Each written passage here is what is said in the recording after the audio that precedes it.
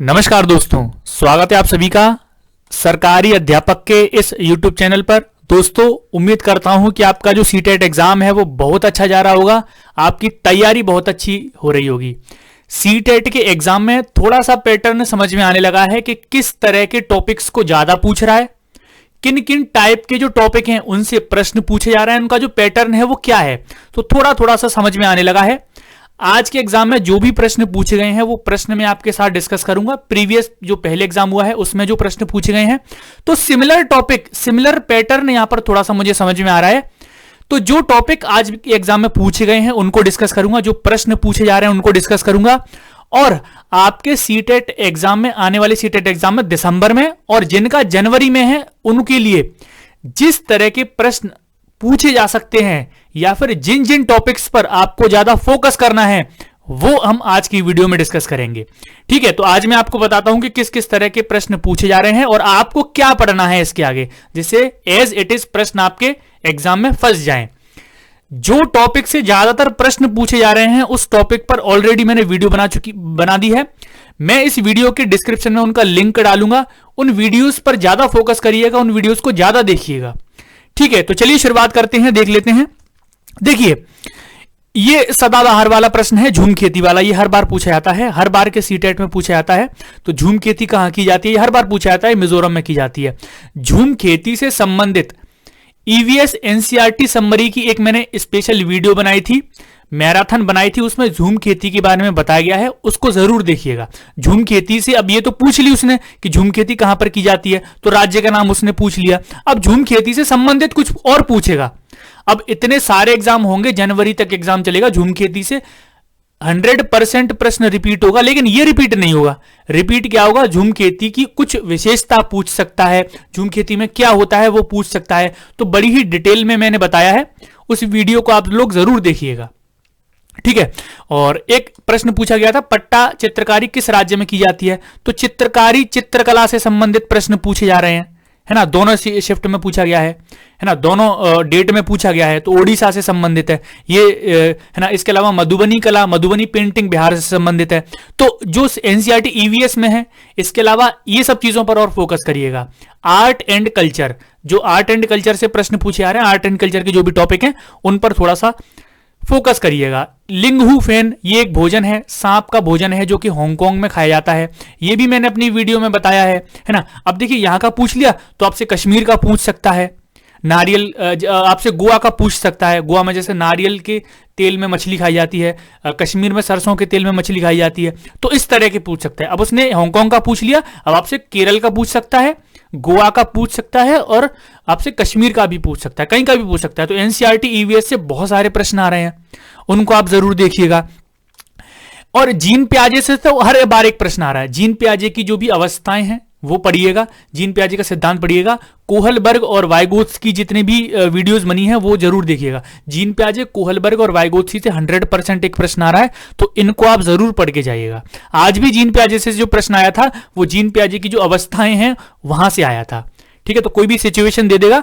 और जैसा कि सीटेट में पहले ही बताया गया था कि पैटर्न चेंज है प्रश्नों का, तो क्या है, प्रश्न सीधा सीधा भी पूछ रहा है और प्रश्न को घुमाकर भी पूछ रहा है। इस बार सीटेट ने प्रश्नों को ज्यादा नहीं घुमाया है। वो क्यों नहीं घुमाया है कि ज्यादा एक बार में ही सारे क्वेश्चंस घुमा देंगे तो बच्चों का रिजल्ट डाउन चला जाएगा इसी साल से। तो इस साल से बच्चों का रिजल्ट डाउन न जाए, तो सीटेट ने क्या है, थोड़े से ही प्रश्नों को घुमाया है, लेकिन कुछ प्रश्नों को एकदम सीधा सीधा पूछा है। प्रश्न का जो लेवल है, अगर मैं उस पर बात करूं कि प्रश्नों का लेवल क्या है, किस लेवल के प्रश्न पूछे जा रहे हैं, तो देखिए, ना तो ज्यादा सरल हैं और ना ही कठिन है। मध्यम वर्ग के, मीडियम लेवल के प्रश्न आपसे पूछे जा रहे हैं, मॉडरेट लेवल के, एकदम मीडियम प्रश्न आपसे पूछे जा रहे हैं। ना कोई एक प्रश्न सीटेट बिल्कुल इजी दे रहा है, कोई एक प्रश्न टफ दे रहा है, लेकिन 3-4 प्रश्न वो मीडियम लेवल के दे रहा है। ठीक है, तो इस तरह के प्रश्न पूछे जा रहे हैं। तो जीन पियाजे, कोहलबर्ग और वाइगोत्स्की जरूर पढ़िएगा। कर्क रेखा से पूछा गया एक प्रश्न, कर्क रेखा कौन कौन से राज्यों से होकर गुजरती है? तो गुजरात, राजस्थान, मध्य प्रदेश, झारखंड, पश्चिम बंगाल, त्रिपुरा, मिजोरम। तो जो भी राज्य हैं उन सभी राज्यों के नाम वो पढ़िएगा। ठीक है, कर्क रेखा और मकर रेखा वाले राज्य भी पढ़िएगा। अब कर्क रेखा उसने पूछ लिया तो जो ऊपर से मकर रेखा आती है वो वाले राज्य पूछ लेगा, तो वो जरूर पढ़िएगा। ठीक है, कर्क रेखा पूछ लिया। तो और कर्क रेखा वाला प्रश्न रिपीट भी हो सकता है, पूछ लेगा कि कर्क रेखा इनमें से किस राज्य से होकर नहीं गुजरती है। तो 3 नाम आपके ये दे देगा, जैसे गुजरात, राजस्थान, मध्य प्रदेश दे देगा, एक आपका कुछ भी दे देगा, ठीक है, उत्तर प्रदेश दे देगा, कुछ भी दे देगा, ठीक है, बिहार दे देगा। तो इसमें कंफ्यूज मत होगा, इसको प्रश्न को बड़े ध्यान से समझिएगा। और इस बार वो भी पढ़ लीजिएगा, ईवीएस में आपके जो ऊर्जा के स्रोत हैं, ऊर्जा के स्रोतों में आता है ना, विटामिन आते हैं, vitamin A, vitamin B, vitamin C. तो आपको 2 चीजें पढ़नी होती हैं यहां पर, केवल पूरा चार्ट मैंने पढ़ाया था ईवीएस की वीडियो में, और उसमें मैंने बताया था कि विटामिन ए, बी, सी जितने विटामिन हैं, इनसे होने वाले, इनकी कमी से होने वाले रोगों के नाम और इनके स्रोत कौन कौन से हैं। तो जैसे विटामिन सी जो खट्टे, जो भी जितने भी खट्टे पदार्थ होते हैं उनसे मिलती है, ठीक है, तो वो आप जरूर पढ़िएगा। विटामिन सी के बारे में आज पूछ लिया गया। अब ऐसा नहीं है कि विटामिन सी के बारे में ही पूछता रहेगा, विटामिन बी के बारे में पूछ लेगा, ए के बारे में पूछ लेगा विटामिन ए की कमी से होने वाला रोग कौन सा है, ठीक है, कौन सा है, नीचे कमेंट सेक्शन में बताइएगा, आपको पता होगा, ठीक है, सारी चीजें आपने पढ़ रखी हैं। कमेंट सेक्शन में जो भी इस वीडियो को देखेगा, जो भी मेरा दोस्त इस वीडियो को देखेगा, वो कमेंट सेक्शन में जरूर बताएगा कि विटामिन ए की कमी से होने वाला रोग, डिसीज कौन सी है, ठीक है, नीचे कमेंट सेक्शन में बताइएगा, ठीक है। तो विटामिन आप पढ़ लीजिएगा, विटामिन का एक छोटा सा चार्ट है, कोई दिक्कत नहीं है। और टेपियोका का दूसरा नाम पूछ लिया गया था, टेपियोका का दूसरा नाम पूछ लिया गया था कासावा।